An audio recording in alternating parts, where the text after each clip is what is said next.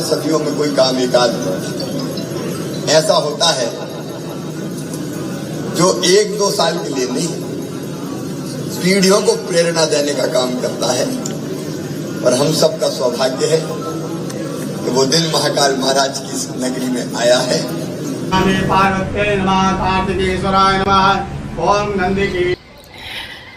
महाकाल,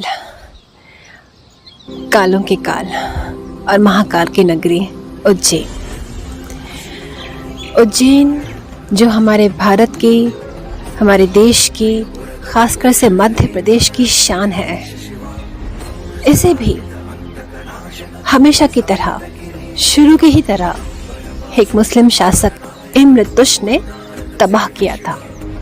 खैर, उनका काम तो हमेशा से यही रहा है, बनी बनाई चीज़ को तोड़ना, पवित्र चीज़ को भंग करना, शांत जगह पर अशांति फैलाना। लेकिन हम सनातन धर्मियों ने अपने बीज कभी बोने बंद नहीं किए हैं। सदैव हर एक विनाश की भूमि पर एक नया अंकुर खिलाया, नए सृजन का, सौंदर्य का, प्रेम का, शांति का, भक्ति का। और आज वही हमारे महाकाल और उनका प्रांगण दिन दुगनी रात चौगनी प्रगति करता हुआ एक नवीन भव्य स्वरूप में हम सबके सामने प्रकट है।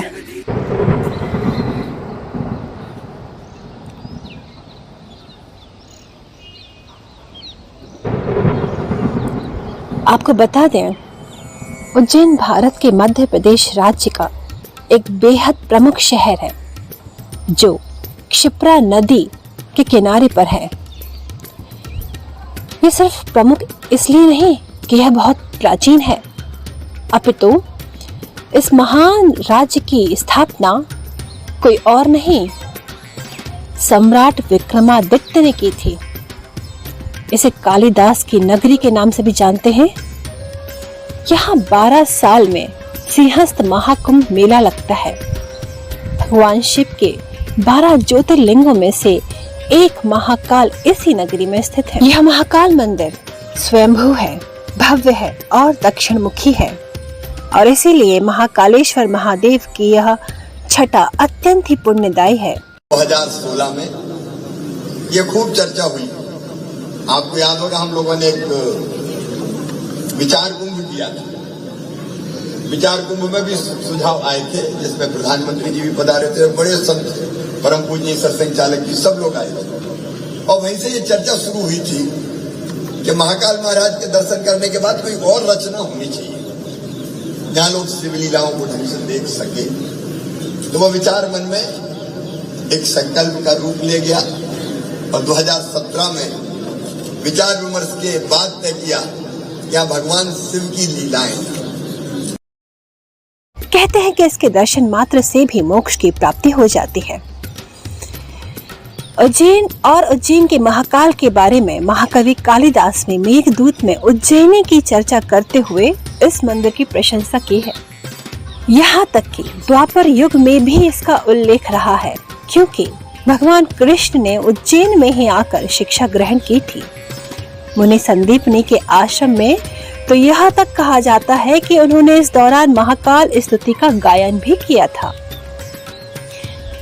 वही उज्जैन आज हम सबके सामने प्रधानमंत्री श्री नरेंद्र मोदी जी की अगुवाई में एक नवीन रूप और एक नवीन भव्यता के साथ में हम सबके सामने है।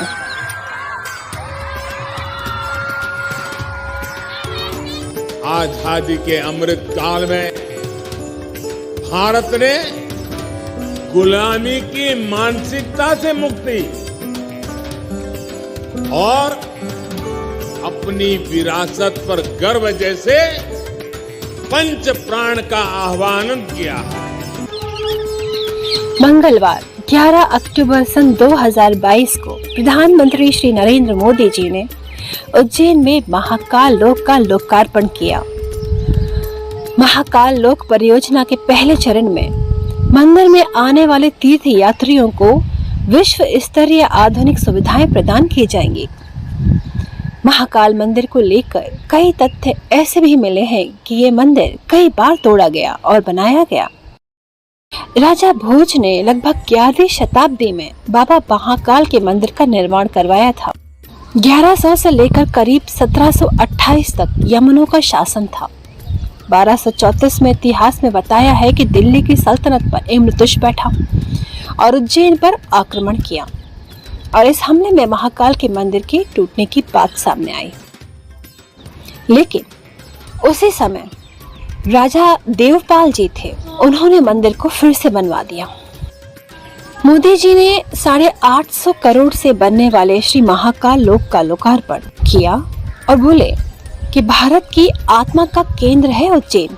काशी में विश्वनाथ धाम भारत की सांस्कृतिक राजनीति का गौरव, राजधानी का गौरव बढ़ा रहा है। सोमनाथ में विकास के कार्य नए कीर्तिमान स्थापित कर रहे हैं। उत्तराखंड में बाबा केदार के आशीर्वाद से केदारनाथ बद्रीनाथ तीर्थ क्षेत्र में विकास के नए अध्याय लिखे जा रहे हैं। आजादी के बाद पहली बार 4 धाम प्रोजेक्ट के जरिए हमारे चारों धाम ऑल वेदर रोड से जुड़ने जा रहे हैं। मराठा राजवंश के समय भी लौटा था महाकाल मंदिर का गौरव। 1728 में मराठा राजवंश का आधिपत्य होता है और एक बार फिर उज्जैन के ऐतिहासिक नगर का गौरव वापस आता है।